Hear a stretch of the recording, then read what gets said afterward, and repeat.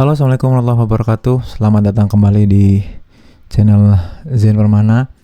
Masih bahas soal mindset dan uang-uangan ya, karena supaya kita bisa clear dan seperti dua video sebelumnya, supaya kita bisa benar-benar owning the money ya. Kita yang memang punya kendali atas uang, bukan uang yang punya kendali atas diri kita gitu. Nah, ini ada yang menarik. Ada komentar kemarin di dua video kemarin, salah satunya komentarnya kayak gini. Kang, katanya, ketika dalam proses menuju impian atau dreams atau proses bikin karya yang ingin saya buat, katanya, saya kan butuh uang ya sebagai media pengantar ke karyanya tadi. Nah, posisinya saya nggak punya uang. Untuk dapat uang itu kita kerja dulu buat dapat modal untuk bikin karya. Tapi dalam prosesnya malah keenakan dapat gaji dari kerja yang setiap bulan sekali itu. Nah, itu kayak gimana tuh? Teman-teman pernah kayak gitu nggak? Jadi aku tuh ya punya banyak banget mahasiswa yang bilang kayak gini.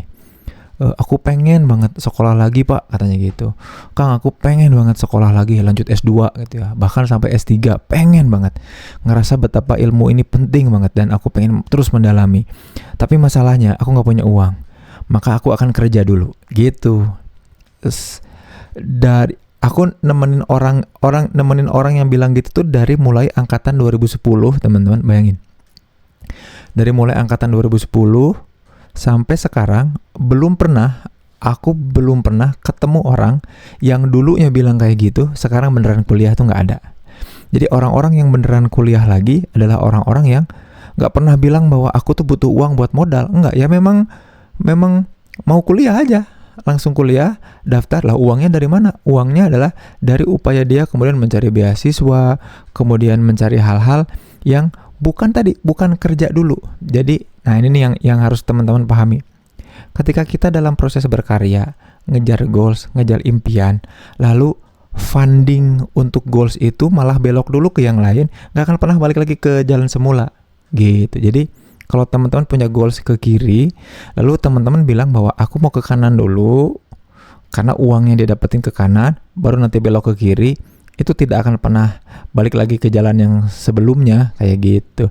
Teman-teman boleh cek literatur manapun, makanya ada buku yang namanya Psychology of Money.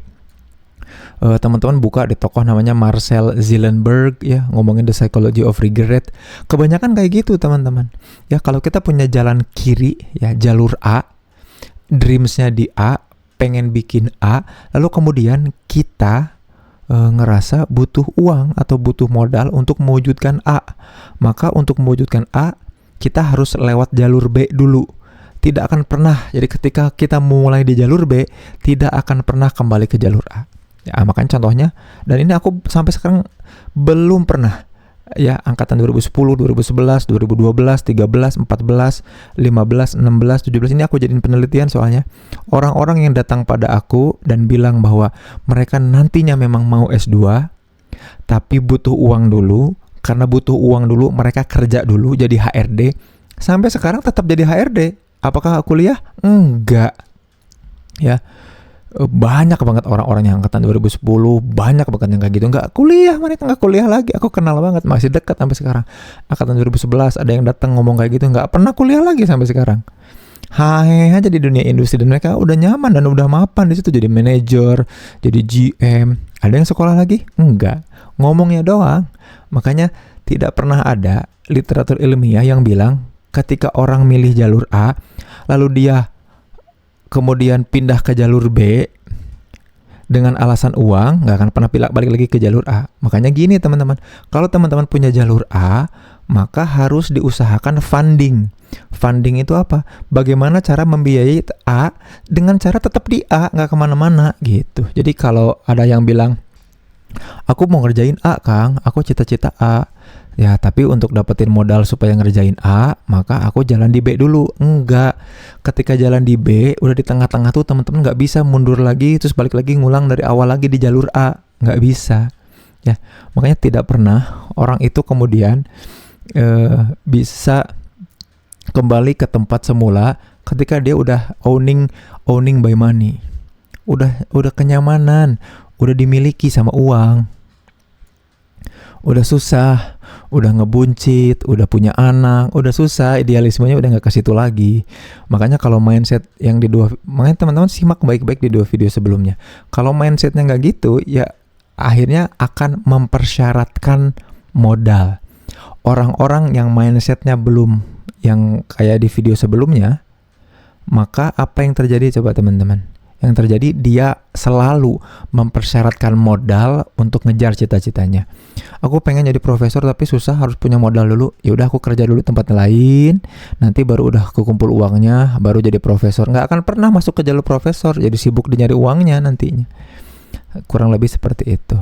Maka sibuknya nyari uang kita tuh untuk apa? Untuk ngemodalin apa?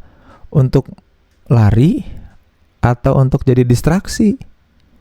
Tapi yang jelas, kalau udah owning by money, udah dimiliki oleh uang, kita akan dijauhkan, dihindarkan dari idealisme atau jalur sebenarnya.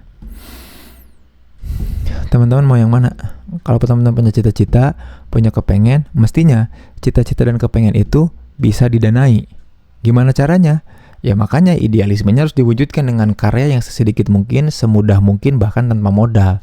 Kalau teman-teman sulitan berkarya karena ngerasa tidak ada modal, berarti idenya nggak cukup besar untuk diri teman-teman. Gitu. Assalamualaikum warahmatullahi wabarakatuh.